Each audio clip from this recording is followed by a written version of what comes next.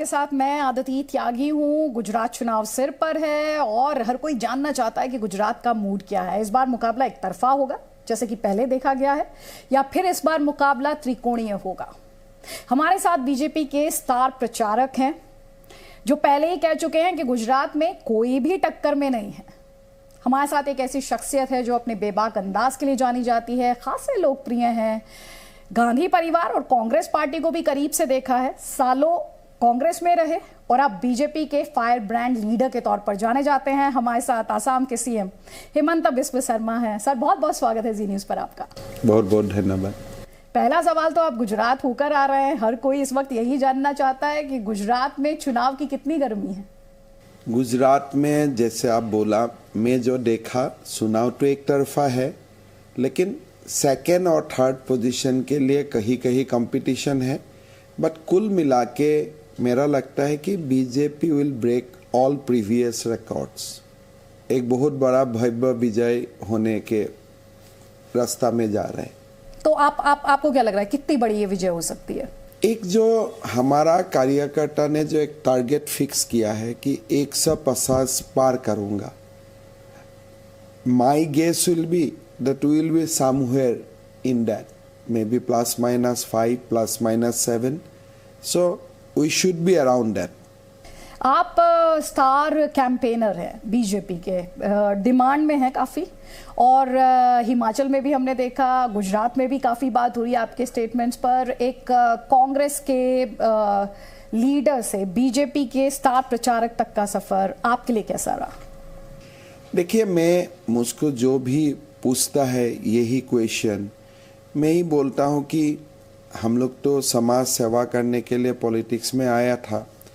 अब जब मैं बीजेपी में आया और बीजेपी को मैं करीब से देखा, तो मैं हमेशा यही सोचता हूँ कि मैं जब 22 साल कांग्रेस को दिया वो बेकार गया था। वो देश के लिए नहीं था, परिवार के लिए था, और उससे एक इंटरनल सेटिस्फेक्शन नहीं था।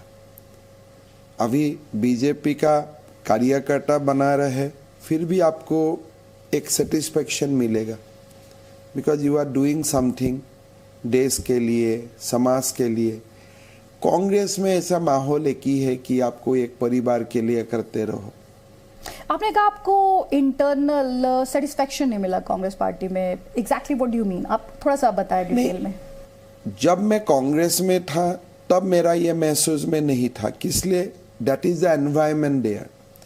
कांग्रेस का माहौल ऐसे बना हुआ है कि you can not see beyond a family, और लोग उसको मानते थे, वही कल्चर माना जाता था, और वही आपका मन और मगजू में होता था, मन मस्तिष्क में वही होता था कि भाई एक परिवार को आप सेवा करो। और कांग्रेस में जब आप रहते हैं तब आपको ऐसा एक फीलिंग होता है कि इफ़ यू लीव कांग्रेस, और अगर आप और परिवार से आप कोई कारण आपका संबंध टूट जाता है, then that is the full stop for your political career. ऐसा माहौल होता था। सो जब मैं कांग्रेस से बीजेपी में आया, धीरे धीरे मैंने देखा कि जो माहौल में हम 22 साल में रहा, वो माहौल एक्चुअली हकीकत नहीं था। We could have done something else, देश के लिए और कुछ योगदान हो सकता था। बीजेपी में आया, I have seen that cultural change, एक मिडिल क्लास जब आप एनवायरनमेंट है। एग्जैक्टली वही क्वेश्चन है कि जब आप बीजेपी का कल्चर कहते हैं और कांग्रेस पार्टी का कल्चर कहते हैं, तो क्या कोई एग्जाम्पल देकर आप बता पाएंगे? देखिए, आप कांग्रेस का कोई भी नेता हो, मैं ये गारंटी का साथ बोल सकता हूँ, गांधी फैमिली को आप छोड़ दीजिए, कांग्रेस का उस समय का जो भी बड़ा नेता है, किसी का घर का अंदर जाके चाय पीने का सौभाग्य साधारण कांग्रेस वर्कर को कभी नहीं होगा। अब जिंदाबाद देने के लिए उनका जन्मदिन में आ जाओ, लॉन में आपको बैठा दिया जाएगा। बट जो एक 1-to-1 टच होता है, आप बैठो, चाय पियो, मन का बात बोलो, वो नहीं था, हमेशा एक फ्यूडुअल रिलेशनशिप था, not only with the Gandhi family, वो तो दूर का बात है, इवन जो आपका स्टेट पार्टी इंचार्ज होता है, अभी मैं बीजेपी में हूँ, शायद अभी मैं उनसे अच्छा से बात कर सकता हूँ। कांग्रेस का समय में वो भी एक डेमी भगवान बन जाता था, एक तो गॉड है ही, दोज आर डेमी गॉड्स। सो साधारण कांग्रेस व्यक्ति के लिए एक बहुत ही परेशानी भरा माहौल होता है, आपको सुनवाई नहीं होता है, कोई लीडर का साथ आपका 1-to-1 कोई संबंध नहीं बनता है, एंड कॉन्सेप्ट ऑफ कि this party is your family that is absent. But अब बीजेपी का यही है कि आप एक साथ बैठो, एक परिवार ही मानो। जैसे मैं एक छोटा एग्जाम्पल देता हूँ, उड़ीसा में बीजेपी का कार्यकारिणी था, पहला बार मुझको जाने का सौभाग्य हुआ। मेरा साथ हमारा अरुणाचल का सीएम पेमा खांडू जी भी था, हम लोग गया। जब लंच हुआ, मध्याह्न भोजन हुआ, हम लोग को खाने के लिए बुलाया, तो हमने देखा उधर मोदी जी बैठा रहे, वहाँ सुषमा जी बैठ रहा है, यहाँ अरुण जी बैठ रहा है। अब जहाँ भी हिस्सा है आप बैठो, फ्री सीटिंग। तो पेमा जी मुझको बोला, दादा ये क्या देख रहा हूँ। ऐसा माहौल भी कोई पार्टी में होता है? ऐसा कांग्रेस में जो माहौल संभव नहीं है, एक जो फ्यूडुअल रिलेशनशिप होता है। अब जब हम लोग बीजेपी में आया, तब देखा कि भाई वो तो हमारा समय ही बर्बाद हो गया। तो अभी आपने कहा फ्री सिटिंग थी, प्राइम मिनिस्टर मोदी थे, सुषमा जी थी, बीजेपी के तमाम बड़े लीडर वहां बैठे हुए थे। हमेशा। अभी फिर बाद में ये मेरा आदत हो गया, because after Orissa I have attended 6, 7, 8 meetings, national executive, कार्यकारिणी, जनरल काउंसिल। सो अभी मेरे लिए वो कोई, अभी आज मुझको पूछे तो मेरे लिए कोई बहुत बड़ा न्यूज़ नहीं है, because that is the rule here. But वो पहला दिन हम लोग का एकदम कल्चरल शॉक हो गया था। इसलिए शायद आपने एक बार मैंने पढ़ा था वरांडा और डाइनिंग रूम का कंपैरिजन किया था आपने। वही है, कांग्रेस में आपको बरामदा में बैठना पड़ेगा, बीजेपी का मतलब बीजेपी अभी तक, और भगवान करे वो कभी ना हो, बीजेपी का कोई भी बड़ा नेता ये एक फ्यूडुअल रिलेशनशिप में विश्वास नहीं करता है। And you feel at home. अभी मैं सीएम बना हूँ इसलिए है, वो नहीं है। जब मैं बीजेपी में ज्वाइन किया था, साधारण कार्यकर्ता था, और दूसरा को मैंने देखा, तो ये जो माहौल है ये बीजेपी में अभी भी है, बहुत स्ट्रांगली है। इसीलिए जो कांग्रेस से बीजेपी में लोग आते हैं, या तो कल्चरल शॉक हो जाता है, या तो बहुत खुश हो जाते हैं। राहुल गांधी को लेकर आपके कुछ स्टेटमेंट्स हैं, एक एक करके मैं जिक्र करूंगी। आपने का सद्दाम हुसैन को याद किया राहुल गांधी को लेकर, क्यों किया? देखिए, आप बचपन में पता नहीं आपने वो कंपटीशन में भाग लिया था कि नहीं। हम बचपन में, हम कोई कंपटीशन में भाग लेता हूँ, ड्रेस पहनता हूँ नेताजी सुभाष बोस जैसा, कभी नेहरू टोपी लगा के नेहरू का ड्रेस करता हूँ, कभी गांधी जी का ड्रेस लेके एक गांधी जी को अनुकरण करने का कोशिश करता हूँ। तो एक मानसिकता का प्रतिफलन होता है। मैं राहुल जी को यही बताया था गुजरात में कि अगर आपको किसी का सेहरा ही बनाना है ड्यूरिंग द भारत जोड़ो यात्रा, आप नेहरू जी का ही बना लीजिए, वो भी चल जाएगा। लेकिन आज जो लोग बोलता है कि someone is inspired more by Saddam Hussein than Nehru, तो क्यों लगता है आपको कि he is inspired by? पता नहीं, आप भी देखो। मैं तो जो देखा हूँ वो आपको बताता हूँ। मेरा में जो देखा हूँ, मैं तो, मुझको तो अच्छा लगेगा if somebody dress like Nehru. ठीक है, कम से कम he was a freedom fighter in spite of ideological differences। आपने उन्हें ये भी कहा कि उन्होंने पाप कर दिया। देखिए, जब एक व्यक्ति देश के लिए 26 साल जेल में रहता है, और date to in a environment like Cellular Jail, उस व्यक्ति को आप जब क्रिटिसाइज करते हो, पहले आप देखो आप देश के लिए क्या दिया है। In that beginning of 1900 century, जब कांग्रेस में भी ब्रिटिश हुकूमत को अपोज करने का निर्णय नहीं हुआ था, mostly Britishers way the president of the Congress party. उस समय ब्रिटेन में वो भारत का साहसिकता का प्रदर्शन किया, फिर आके उनका कारादंड हुआ, 26 साल जेल में रहा, 26 इयर्स। उस व्यक्ति को आप कैसे क्रिटिसाइज कर सकते हो? ये बहुत बड़ा पाप है। हम तो कृतज्ञ हूं कि सावरकर जी जैसे भी हो वो बाहर निकाला और देश को हिंदू राष्ट्र का संदेश दिया। अगर सावरकर जी जेल में ही रह जाता था, आज देश को ये जो हिंदू राष्ट्र का जो एक कल्पना है वो कभी समझ में ही नहीं आता था होगा। शायद कोई और महापुरुष होता था, अलग बात है, but because of Savarkar and his ideology, today India is asserting itself कि we have a glorious past, we had a civilization। हमारा एक देश में एक हमारा एक जो वेस्टर्न कॉन्सेप्ट ऑफ सिविलाइजेशन नहीं है। तो ये सावरकर जी का राष्ट्र निर्माण में बहुत बड़ा कंट्रीब्यूशन है। आपने खत का बात बोला, दुनिया में बहुत मैंने तो कम से कम माउंटबेटन जी और नेहरू जी का पिक्चर देखा हूँ, उसमें तो मुझको ऐसा कोई नहीं लगता है कि नेहरू जी एकदम सीना दांत टांग करके उनका सामने खड़ा होता था। There are lot of pictures of Congress leaders in various museum of the country where they have bowed before various viceroys of or various representative of British Queen, because that time those were the culture। अब चिट्ठी लिखता है, आप आज भी मैं लिखता हूँ yours faithfully।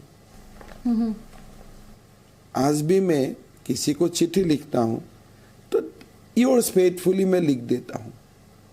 किसलिए? that way we have been taught कि कोई लोगों का साथ आप बातचीत करें तो एक जो व्यक्ति को आप कुछ लिखता है उनको आप एक फीलिंग दो कि you are respecting him, but without compromising that basic content। 26 years in cellular jail, वो व्यक्ति को आप क्रिटिसाइज करें। तो इसलिए मैं बोल रहा हूं कि यू हैव कमिटेड अ सिन। आपने ये भी कहा कि वो ड्रेसिंग रूम में पैडअप होकर घूम रहे हैं, वो क्यों कहा? चुनाव गुजरात में है, आप प्रैक्टिस कर रहे हैं कर्नाटका में, आप प्रैक्टिस कर रहे हैं केरला में। मैं आपको क्यों क्या बोलूं? और अभी बोलिए क्या बोलना सही है। मैं तो ताली नहीं मार सकता हूं। व्हाट शुड आई से? अगर भारत जोड़ो यात्रा गुजरात से शुरू होता था या गुजरात में संघर्ष करता था तो हम जरूर ये बोलता था कि he is playing now, but he never enrol himself in the main 11। तो आपको आपकी पार्टी के कई लीडर कहते हैं कि जब राहुल गांधी आते हैं तो फायदा होता है। आपको लग रहा है कि राहुल गांधी के अभी तक वो जो गुजरात नहीं गए हैं उससे आपकी पार्टी को फायदा हो रहा है या नुकसान? मेरा हिसाब से नहीं आया उससे ये इनसिग्निफिकेंट है, बट कभी कभी जब राहुल जी भाषण देता है तब पार्टी का फायदा हो जाता है। वो हमको फायदा करवाने के लिए बोलता है कि ऐसे बोलता है पता नहीं, बट एक्सीडेंटली और इंसिडेंटली फायदा हो जाता है।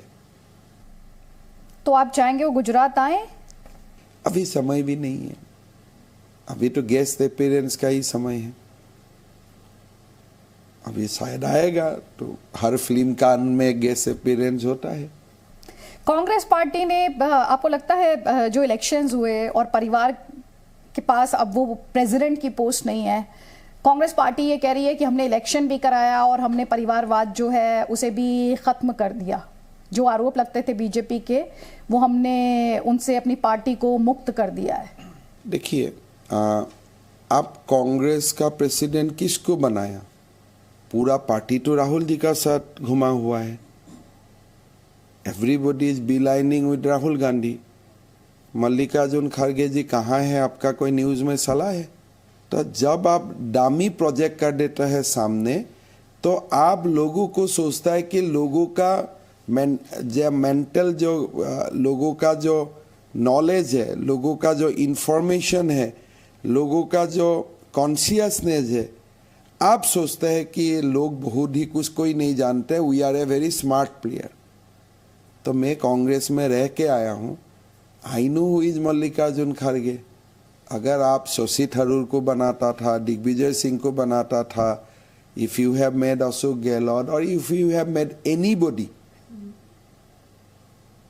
ठीक है, कुछ यू कुड हैव से कि थोड़ा डिवोल्यूशन हुआ है। यहाँ तो 100% सेंट्रलाइजेशन हो गया है। आपकी पार्टी की बात करते हैं, prime minister Modi, CM Yogi Adityanath के बाद अगर एक तरह से बात की जाए तो सबसे ज्यादा डिमांड में आते हैं। इसकी वजह आपको क्या लगती है? क्योंकि आपके ओपोनेंट जो है वो आपको कहते हैं कि आप हिंदुत्व के पोस्टर बॉय बन गए। देखिए, प्रधानमंत्री मोदी जी हमारा नेता है। आज पूरा देश प्रधानमंत्री मोदी जी का नेतृत्व में चल रहा है। ही इंस्पायर एवरीबॉडी। उसका बाद बीजेपी का एज ए कार्यकर्ता जो भी आपको बोला जाता है आपको करना पड़ता है। बट जहाँ तक हिंदू का बात है, मैं दिल से ये मानता हूँ कि भारत का जो सिविलाइजेशन है, that has been enriched by सनातन धर्म एंड कल्चर, और इसको हम जितना प्रिजर्व करें, इतना देश में कम्युनल हार्मनी रहेगा, देश का भविष्य उज्जवल होगा। एंड हिंदुत्व और सनातन should not be seen as a destructive one. Rather, if this country grow around Hindutva और सनातन कल्चर, आपका सारे जो व्यवस्था है वो सुसंगठित रहेगा। मुसलमान भी सुरक्षित रहेगा, ईसाई भी सुरक्षित रहेगा। कारण हिंदू आपको सिखाता है ये सारा तमाम चीज, बिकॉज हिंदू प्रैक्टिस इंक्लूसिवनेस। आज 5000 साल भी भारत रहा, it did not collapse like many other civilization. It is because of Sanatan civilization, because of teaching of Hindutva. So इसीलिए आपको हिंदुत्व का बारे में निगेटिव फीलिंग नहीं होना चाहिए। नहीं, लेकिन आपके ओपोनेंट्स ये कहते हैं कि India is a secular country, आप हिंदू राष्ट्र बनाना चाहते हैं। देखिए, सेकुलर कब बना? इन 1947। उसका पहले तो हिंदुस्तानी था। तो ये जो हमारा 5000 साल का सिविलाइजेशन है, इसको माइनस करके you can not see last 75 years. Bharat का पास जब संविधान सभा बना तो भारत का पास वो माहौल भी था, भारत का पास उस समय एक एनवायरमेंट की भी था कि भारत को अब हिंदू राष्ट्र डिक्लेयर कर दे। कोई कुछ नहीं बोलता था, लेकिन संविधान सभा was completely dominated by Hindus, and they, in their own wisdom, they have made India a secular country. So Indian secularism is a gift of the Hindu leaders.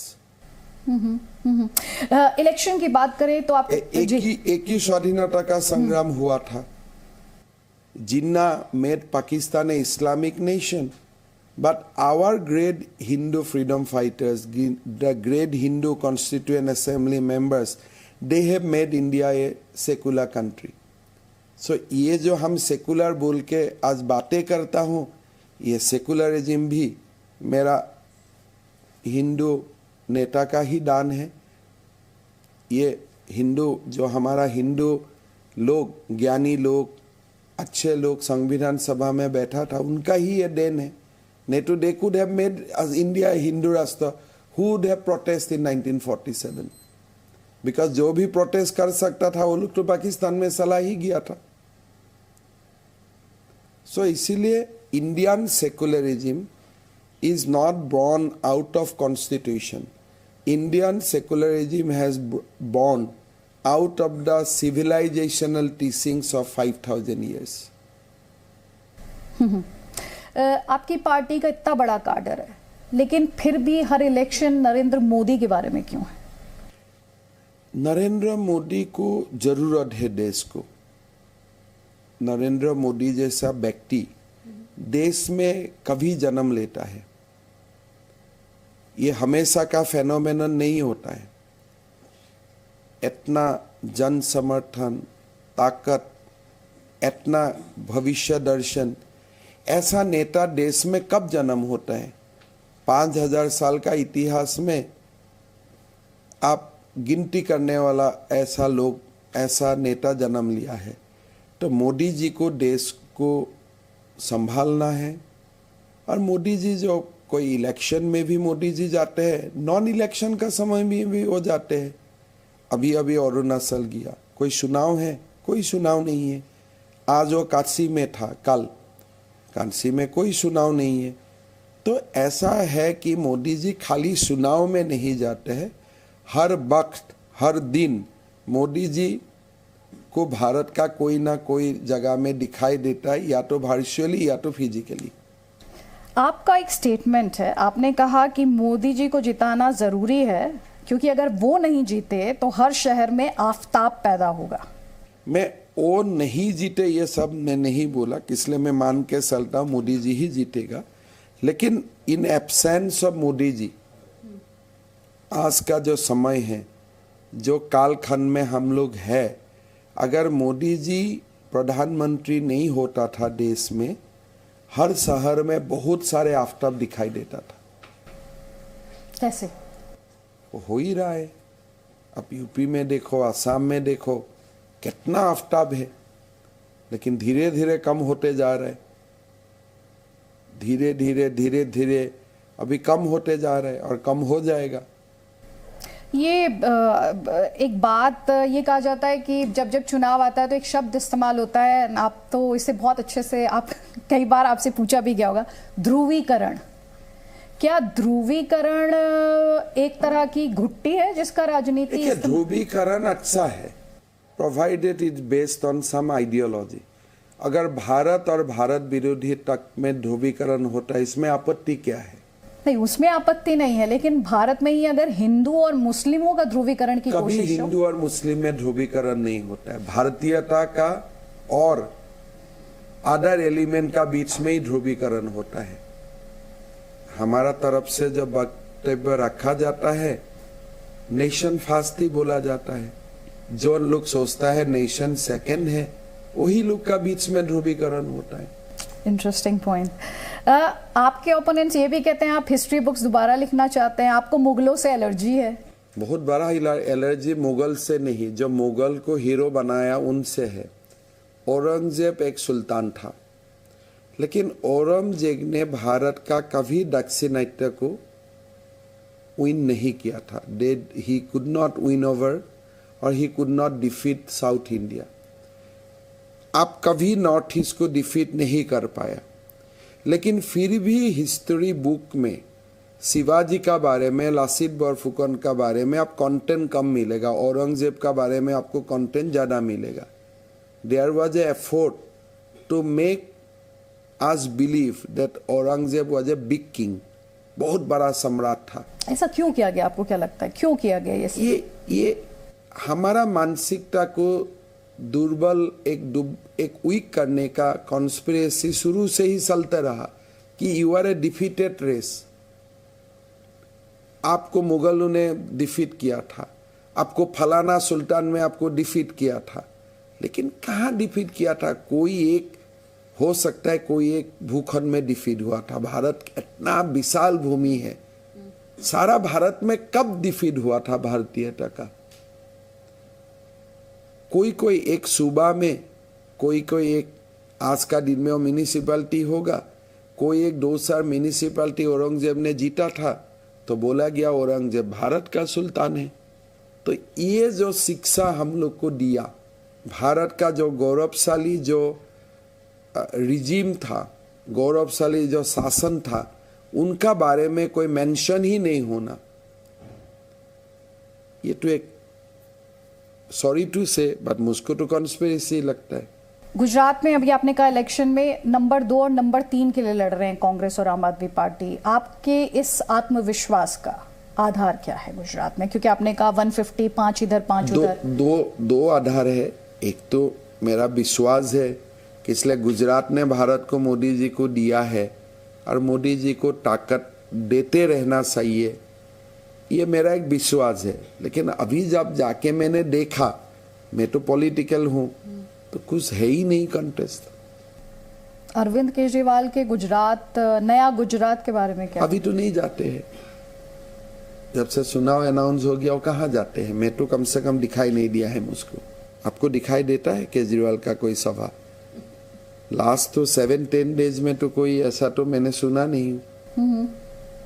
उनके फ्री फॉर्मूला के बारे में क्या कहेंगे आप? देखिए, फ्री फॉर्मूला आप कीजिए ना, आप झुग्गी झोपड़ी को पूरा हटा के उसमें अच्छा मकान बना दीजिए। फ्री फॉर्मूला में तो कोई आपत्ति नहीं है। आप एम्स बना दीजिए। अगर दिल्ली में हम जन्म से एक ही एम्स का नाम सुन रहा हूँ, आप 2 और एम्स बना दीजिए, 3 बना दीजिए। ये क्या मोहल्ला क्लिनिक बना के आप हीरो बन रहे हैं?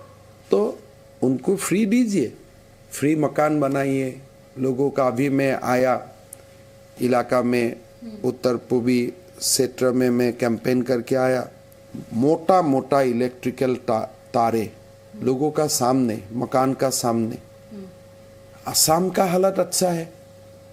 हमारा असम का लोगों भी दिल्ली का लिटन में आके बोलता है दिल्ली बहुत डेवलप हो गया। अभी तो मैं असम जाके एक नया कार्यक्रम करना है कि दिल्ली देखो, इसलिए जो दिल्ली हमको दिखाई देता है वो दिल्ली नहीं है। मेरा भी जीवन में आज पहला बार आंखों खोला। और अभी कोई लोगों ने बोला कि दादा ये तो कॉलोनी है, आपने तो झुग्गी झोपड़ी तक नहीं गया है। अच्छा, उन्होंने एक प्रपोजल दिया, उन्होंने कहा कि नोट पर लक्ष्मी जी और गणेश जी की तस्वीरें लगा दीजिए। क्या ये डर आ रहा है अब? वो क्या अपने आप को एक हिंदू लीडर के तौर पे? देखिए, नोट में लक्ष्मी सरस्वती दोनों लगेगा, कोई प्रॉब्लम नहीं है। लेकिन आप अमानुल्लाह का तो हटाइए, वो नहीं करते हो और हमारा भावना से आप खेलना चाहते हो। भाई, लक्ष्मी सरस्वती को अगर नोट में लाना चाहिए तो जब चुनाव नहीं होता है उस समय ये सब बातें आप बोलो। लेकिन आप सीए का समय में क्या किया? जेएनयू में जो भारत टुकड़े टुकड़े गैंग का जो जन्म हुआ था, उस समय आपका भूमिका क्या था? अभी भी जो कम्युनल रायट्स हुआ दिल्ली में, उसमें आपका काउंसिलर लोग जो इन्वॉल्व था, जेल में अभी भी है, उनको आप पार्टी से निकाला क्या? सो लक्ष्मी सरस्वती आपका कोई बहन नहीं है कि आप जो भी चाहे वो स्कूल में एडमिशन करवा दो। ये आपका बेटी भी नहीं है कि आप जो भी चाहे स्कूल में एडमिशन कर दो। अगर आप लक्ष्मी सरस्वती को आराधना करते हो तो कम से कम जो लक्ष्मी सरस्वती माँ का संस्कार को खत्म करने के लिए लगे हुए हैं दिल्ली में, उनका खिलाफ आप कदम उठाओ। लेकिन वो तो कह रहे हैं ना कि मुफ्त यात्रा कराएंगे, तीर्थ यात्रा कराएंगे अयोध्या की। और जरूर आप करवाओ ना, आपका घर से जितना आपका घर का पैसा है उसी से आप मुफ्त तीर्थ यात्रा करवाओ, आपको पुण्य होगा। लेकिन आपको बोलने का क्या जरूरत है? हमारा जब भी कुछ साधन होता है, हम जगन्नाथपुरी के लिए देखने के लिए लोगों को भेजता हूँ। लेकिन ये थोड़े इलेक्शन का समय बोलना है, चुनावी स्टंट है। नहीं, आपको अगर मन में अयोध्या को लगता है कि आपका मन में आप अयोध्या को आप मानते हो, तब क्या आप राम मंदिर के दर्शन के लिए गया? क्या आप राम मंदिर आंदोलन में कोई योगदान किया? कोई जो सुप्रीम कोर्ट का जो जजमेंट आया, राम मंदिर का पक्ष में जो लोग बहस किया, पराशरण जैसा महानुभव, कभी उनको जाके आपने संवर्धना किया क्या? तो ऐसे अगर आप भारत का लोगों को सोचेगा अज्ञानी है, ऐसे कैसे होगा? आप अपने उन ओपोनेंट से क्या कहेंगे जो ये कह रहे हैं कि जब चुनाव आता है आप इतने कॉन्फिडेंट है, लेकिन आप हिंदू मुसलमान करते हैं, आप यूसीसी बात करते हैं। मैं तो बोलता हूँ ना कि हिंदू मुसलमान का कोई बात नहीं करता है, लेकिन समाज में अगर महिलाओं की व्हाट्सएप में आप तलाक दे सकता है, उनका खिलाफ बोलना हिंदू मुसलमान नहीं होता। It is called empowerment of women. अगर आप बोलते हैं कि आपका जो भी घर में बेटी है उनको बेटा का समान प्रॉपर्टी में अधिकार होना चाहिए। अगर आप एक व्यक्ति है तो आप 2-2, 3-3 शादी मत करवाओ। It's called women empowerment. ये कोई UCC is not a communal issues, it is related to women empowerment. वही कोई अगर मेरे इंग्लैंड ब्रिटिश पार्लियामेंट का कोई मेंबर आके बात बोलेगा तो अखबार इसको एम्पावरमेंट का नाम देगा। हमें बोलता हो तो बोलता है कम्युनल इश्यूज है। तो यूसीसी और सीए को लेकर आपका क्या स्टैंड है? होना चाहिए। यूसीसी हो जाने से तमाम मुसलमान महिलाओं को हु आर अंडर एक प्रकार में बहुत दुखजनक हालत में है, उनसे मुक्ति हो जाएगा। और एट द सेम टाइम मैं यही भी बोलता हूं कि हिंदू समाज में भी जो परंपरा है through which women are seen as a not as powerful as man, वो भी खत्म होना चाहिए। हमें कोई यूसीसी का बात बोलने का मतलब we are not anti Muslim, we are just pro women. अब ये इंटरेस्टिंग है, आपने खुद यूज किया एंटी मुस्लिम। असदुद्दीन ओवैसी ये कहते हैं कि आप तो एंटी मुस्लिम हैं, आप मदरसा पर जो एक्शन ले रहे हैं तो वो भी एंटी हिंदू है। हमें अगर एंटी मुस्लिम वो बोलता है, मैं भी उनको एंटी हिंदू बोलता हूँ, सब बराबर। नहीं, वो कहते हैं आप जस्टिस की तरह एक्ट कर रहे हैं। आरोप टीचर पर है, जाकर आप बुलडोजर चलवा रहे हैं मदरसा पर। लोग अगर खुद चलाते हैं तो मैं क्या करूं? अगर लोग खुद बोलते हैं कि ये अभी मदरसा नहीं है, इसलिए यहाँ में अल कायदा का कार्यालय बना था, इसको हम लोग तोड़ देता हूं, कि मैं जाके मना करूंगा नहीं तोड़ो बोल के? मेरा तो मॉरल सपोर्ट रहेगा, कानूनी सपोर्ट नहीं रहेगा। तोड़ना तो आपको है, लेकिन मैं तो खुशी, मैं I will be happy because उसमें जनरल स्कूल में बना दूंगा। नहीं, उन्होंने ये कहा कि 10 घंटा पहले बताया गया कि मदरसा टूटने जा रहा है, उसमें कई बच्चे पढ़ते थे और जाकर बुलडोजर चला दिया। नेक्स्ट डे बच्चा लोग स्कूल में तो गया। नेक्स्ट डे ऐसा ये तो नहीं बोला है कि नेक्स्ट डे बच्चा लोग स्कूल नहीं जा रहा है, तो नेक्स्ट डे भी तो बच्चा लोग स्कूल में गया, एकदम परफेक्ट 9 बजे ही गया। This is interesting. मैं हकीकत बोल रहा हूँ, जहां में भी मदरसा तोड़ा, लोगों ने तोड़ा, बच्चा नेक्स्ट दिन एकदम 9 बजे ही स्कूल में गया। तो आपने खुद ही उनका दाखिला कराया? अगर बैकअप नहीं होता है तब क्यों तोड़ेगा? इसीलिए मैं बोलता हूँ कि ओवैसी जी बता रहे आपको मदरसा तोड़ने का पहला वाला कहानी, कि नोटिस 10 घंटा पहले गया, 7 घंटा पहले गया, लेकिन मदरसा तोड़ने का बाद फिर भी लोगों को एकेडमिक कोई क्षति नहीं हुआ है, जितनी चलते रहा, वो बात तो नहीं बोला। आधे स्टोरी बोलता है ना। वो ये भी कहते हैं कि आपको इतनी चिंता है वहां पर मुसलमानों की कि आप बोलते हैं कि अगर बाहर का इमाम आता है तो फौरन रिपोर्ट कर दो उसको। एकदम करना चाहिए, तुरंत। अगर घर में होटल में भी कोई आते हैं तो थाना को रिपोर्टिंग करना पड़ता है कि आज का दिन में होटल में कौन कौन आया। अगर कोई हमारा मस्जिद में लोकल इमाम आए तो कोई इशू नहीं है, हमारा मंदिर में कोई लोकल पुरोहित आए तो कोई प्रॉब्लम नहीं, लेकिन बाहर से जो व्यक्ति आते हैं उनका खुद का सिक्योरिटी के लिए पुलिस को बता के रखने से सबका फायदा होता है। This is a security concern. आपने मदरसों को लेके कई स्टेटमेंट्स दिए हैं। आज मैं करोड़ों दर्शकों की क्लैरिटी के लिए, आप वाकई मानते हैं कि मदरसे जो हैं वो आतंक के अड्डे हैं?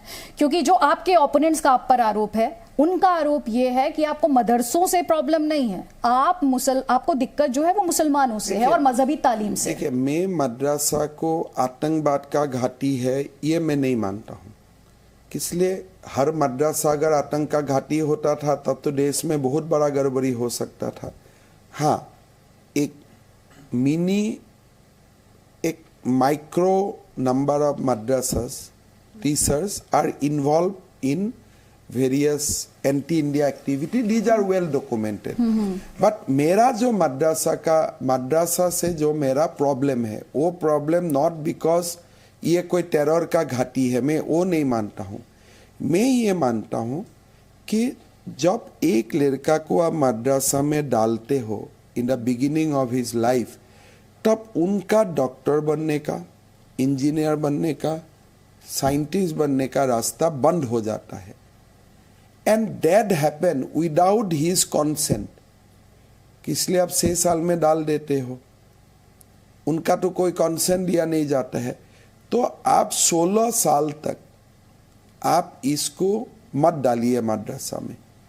After you have become matured, अगर आपको लगे मैं इस्लाम को सीखना है, आप जाइए. मुझको डॉक्टर बनना है, बनिए, लेकिन that pathway should remain open for them.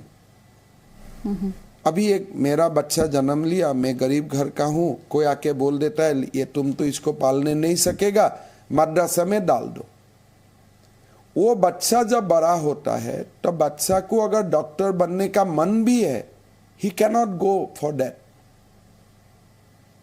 तो इसीलिए आप मजहबी शिक्षा जरूर दो, उसमें मैं मना नहीं करता हूं. We are not against Islam, लेकिन व्हेन ए व्यक्ति मैच्योर्ड होता है, then he can decide for himself. और तब मुझको कुछ बोलने का अधिकार नहीं है. If a matured, if a adult takes a call, तो मैं क्यों आपत्ति करूंगा. ये जो बुलडोजर का कॉन्सेप्ट है, जिसके साथ सीएम योगी आदित्यनाथ को जोड़ा जाता है, अब इसके साथ आपको भी जोड़ा जाता है, इसमें यह भी कहा जाता है कि जो पर्सनल स्कोर सेटल किए जाते हैं कई बार, और कहा जाता है बुलडोजर चलाना सीएम का काम नहीं है, बुलडोजर चलाना अदालत का काम है. ये इसका एक बड़ा क्रिटिक है, उस पर आप क्या कहेंगे. देखिए, ये बुलडोजर वर्ड कहाँ से आया, क्यों आया, I don't know. But Assam में हम जब से बीजेपी सरकार आया, we have evicted thousands of family from the forest land, from the agricultural land which they have encroached. कोई 17 नामघर का लैंड एक्वायर करता है, हम एविक करता हूँ, and we try to give them rehabilitation also. तो ये मेरे लिए कोई शासन का ये एक हमारा जो आइडेंटिटी होना चाहिए, और शिक्षा से होना चाहिए, हेल्थ से होना चाहिए, मेरा डेवलपमेंट से होना चाहिए. तो ये मेरा लगता है ये मीडिया का ही एक वर्ड है, and I don't want to be associated with that. Important point है. ये सरतन से जुदा का नारा आपने सुना होगा, बहुत इसे लेकर डिबेट हुई है. ये कहा जाता है कि इससे एक कम्युनिटी को डिमोनाइज किया जा रहा है. क्या एक कम्युनिटी को इसके साथ जोड़कर डिमोनाइज करना, वो आपको सही लगता है. देखिए, फॉर्चुनेटली और अनफॉर्चुनेटली ये सरतन से जुदा, जो पाकिस्तान से ये स्लोगन शुरू हुआ था, ये स्लोगन बहुत गर्व के साथ भारत में भी कोई लोग लेते हैं, और उसका खिलाफ हमको करीब से करीब व्यवस्था लेना चाहिए. अगर असम में कोई सरतन से जुदा बोलता है, तब मान लीजिए वो जेल का बाहर नहीं आ सकेगा. तेलंगाना सरकार वीक है, they could not take action. और ये जो बीते दिनों में ये मंदिर मस्जिद को लेके भी क्लेम्स, आप उस डिबेट से वाकिफ होंगे, ज्ञानवापी का मामला कोर्ट में है और भी अदालतें हैं. 40,000 मस्जिदों को लेके कहा जा रहा है इन्हें मंदिरों को तोड़कर बनाया गया. तो ये डिबेट ठहरेगी कहाँ सर. देखिए, मैं एक बात बताता हूँ. भारत में हिंदू था, बाद में मुसलमान आया. अभी भी आप बांग्लादेश का कोई सारे गांव में जाइए, सारा हिंदू नेम है. अगर हिंदू नेम है, अगर हिंदू पहले था, वहां में मंदिर होना स्वाभाविक है, वहां में जो हिंदू का संस्कृति होना स्वाभाविक है. लेकिन एक बात जरूर है कि हर जगह में, हर स्थान में, हुए जियोग्राफी है चेंज, हर जगह में आपको जाके कोई इसी मुद्दे में बहस करना ठीक नहीं है. Having said that, there are certain temples, there are certain places of worship which are very dear to the Hindu philosophy. मुसलमान समाज को बड़ा मन दिखाना चाहिए, और हिंदू का मन में जो एक फीलिंग ऑफ डिप्राइवेशन है, मुगल जो औरंगजेब का समय से ही एक हिंदू का मन में जो एक दुख है कि injustice has been done to us, and there are many historical documents how during that time injustice has been done to us. Bharat का मुसलमान समाज बड़ा मन लेके आगे आना चाहिए, and whatever is close to a Hindu's heart, irrespective of his political affiliation. आप जब मथुरा का बात बोलता है, कांग्रेस हिंदू का भी एक ही श्रद्धा है, बीजेपी हिंदू का भी वो श्रद्धा है। वो जब हमारा दिल में जो चोट है उनको एड्रेस करने का एक व्यवस्था होना चाहिए। आज जैसे जालियाना बाग हुआ था, now may not be the way we have expected, but Britishers has expressed its regret. If you look at now Britishers, whatever excess has been done during their colonial regime in and around world, in many cases they have expressed their formal apology. तो ये एक process है। अगर आप ये मानते हो कि औरंगजेब का समय हिंदू का ऊपर अन्याय हुआ था, तो मुसलमान समाज को बड़ा मन दिखा के उसको रेक्टिफाई करने के लिए हिंदू समाज का साथ बैठना चाहिए। तो ये कौन कौन से आप कह रहे हैं जहां पे उन्हें बड़ा दिल दिखाने की जरूरत है, और ये थमेगा क्या? क्योंकि जब तो क्लेम 40,000 मस्जिदों पर कर रहे हैं। मैं कोई 40,000 मस्जिद 40,000 इसमें मैं नहीं पढ़ता हूँ, because my party is not associated with it. And हमें जो जैसे हमारा प्रधानमंत्री जी बोलते हैं कि हमको सामाजिक सद्भाव बना के रखना चाहिए। मैं तो मुसलमान समाज को अपील करूंगा कि जहां जहां हिंदू फील्स जेन्युइनली हर्ट, उसको आप एड्रेस कीजिए। संविधान का आधार में देश कभी सेकुलर नहीं बनेगा। देश तब सेकुलर बनेगा जब हिंदू मुसलमान दोनों अपने आप को और धर्मनिरपेक्षता के लिए समर्पित होता है। If you expect everything from Hindu, वो नहीं होता है। लेकिन आपके स्टेटमेंट को कैसे लिया जाएगा? मुझे याद है आपने पॉपुलेशन कंट्रोल पर, जनसंख्या नियंत्रण पर कहा था, तो असदुद्दीन ओवैसी ने ये कहा था कि ये तो हिंदुत्व बोल रहा है। देखिए, ओवैसी का मैं कुछ समय में देखता हूँ, वो क्या बोलते हैं पता नहीं। अगर मैं पॉपुलेशन कंट्रोल का बात बोलता हूँ, उनको तो खुशी होना चाहिए। मुसलमान में गरीबी है, अगर उनका वो कम बच्चा पैदा करे, 1 या 2 बच्चा पैदा करे, स्कूल में पढ़ेगा, यूनिवर्सिटी में पढ़ेगा, they will become IAS, they will become IPS। उनको तो अच्छा लगना चाहिए कि जो बात मुझको बोलना चाहिए वो हिमंत बिश्व शर्मा बोल रहा है। नहीं, लेकिन वो तो कहते हैं कि भारत में मुसलमानों का जिनोसाइड होने की तरफ बढ़ रहा है। ये कौन सा जिनोसाइड है? अगर मैं बोलता हूँ आप 2 बच्चा को जन्म दीजिए या 3 को जन्म दीजिए, तो इसमें जिनोसाइड कहाँ है? इसमें कैसे जिनोसाइड होगा? इन जनरल ही सेज कि भारत मुसलमानों के जिनोसाइड की तरफ बढ़ रहा है, मुसलमानों को 2 दर्जे का नागरिक बनाने की कोशिश हो रही है। देखिए, मैं उल्टा बोलना चाहता हूं। मैं आपको बहुत सीरियस नोट में बोला कि भारत का हिंदू कहीं ना कहीं हार्ड है। ओवैसी जैसा नेता को हिंदू का साथ लड़ने झगड़ने से अच्छा है कि आप रिकॉन्सिलिएशन करो। जहां जहां हमारा प्रॉब्लम है हमसे सुनो। अभी असम में मेरा प्रॉब्लम है with the change of demography. मेरा बात सुनो आप। हम तो पागल नहीं है ऐसे चिल्लाते रहने के लिए। अगर असदुद्दीन ओवैसी आपको जी न्यूज़ पे देख रहे हो, आप क्या कहना चाहते हैं उनसे? ये डेमोग्राफी चेंज मैं ही बोलना चाहता हूँ, आप हिंदू को दबाने धमकाने का कोशिश मत करो। इससे आपका समस्या समाधान नहीं होगा। ना हिंदू दबेगा ना हिंदू थमेगा। लेकिन हिंदू नोज दैट हमारा एक हिस्टोरिकल रेस्पॉन्सिबिलिटी है, सर्वधर्म समभाव, और हमको ये देश को विश्व गुरु बनाना है, कोई जीनोसाइड से विश्व गुरु नहीं बनता है।